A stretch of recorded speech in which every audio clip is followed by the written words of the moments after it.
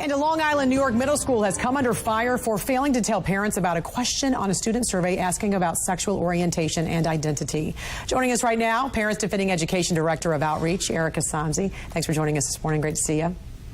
Good morning. Your research shows the student survey was given to 7th graders at Berner Middle School, and it asks students about their sexual orientation and whether they identify as transgender or non-binary. Tell us more about this survey and how your organization became involved. Well, most states, if not all states, have some version of this survey. I believe that this survey is about addiction. I know that's in the title. And in my state, it's about youth behavioral risk.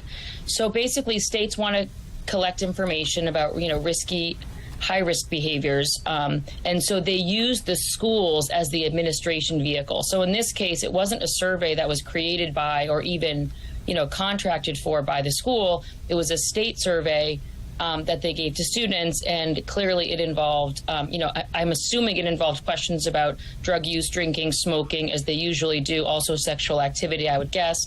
And in this case, it also included questions about the student's sexual orientation and gender identity. And according to the Massapequa School District, the survey was designed, they say, to improve the community's understanding of students' strengths and risks they may face for developing health problems like smoking, underage drinking, substance abuse, as you mentioned as well.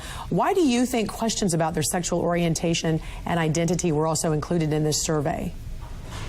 Well, one thing that people need to know is that I haven't really seen any surveys in any states recently that don't include these questions. This has become increasingly common. And I think one of the reasons is if they can have those identity markers, that allows them to then make the case, for example, that they could say, well, this group is at much higher risk for X behavior, or this group is showing that they're much likely to do Y.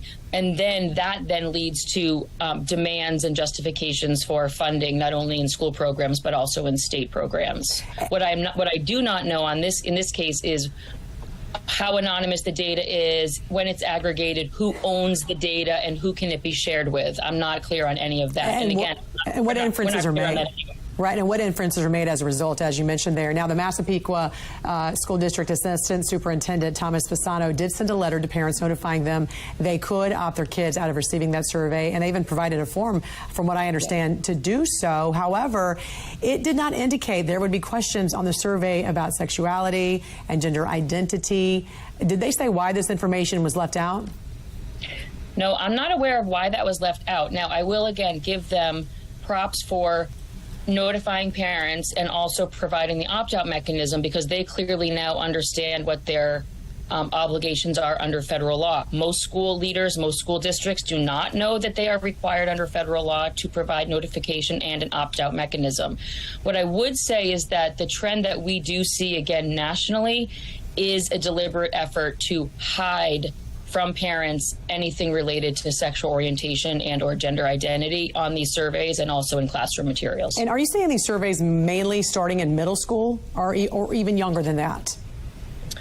I would say that they mainly start in middle school. There are some versions that I've seen that do start in 3rd grade, but for the most part, what we see is middle school. And the reason that that's concerning is that oftentimes the survey is given to grades 6 through 12. So that means that an 11-year-old is being asked the same questions and being exposed to the same content as an 18-year-old.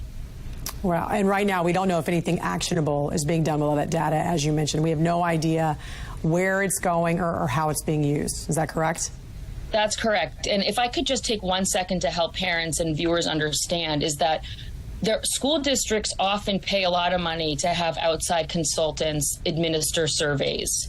And that's sort of one piece of this. So Panorama Education would be one of the biggest companies that does that.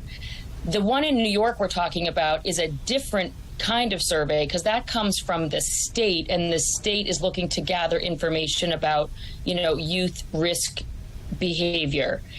So again, these are two different entities that are the reason for the surveys, but the schools are used as the delivery vehicle, or the sort of the way that they administer the surveys is the school. And so parents might be saying, why are there so many surveys being given to my children about these subjects? And it's because you have, multiple entities using the schools as the delivery mechanism for the surveys. All right. Erika Sanzi with Parents Defending Education. We appreciate your insight this morning. Thanks for joining us. Thanks for having me.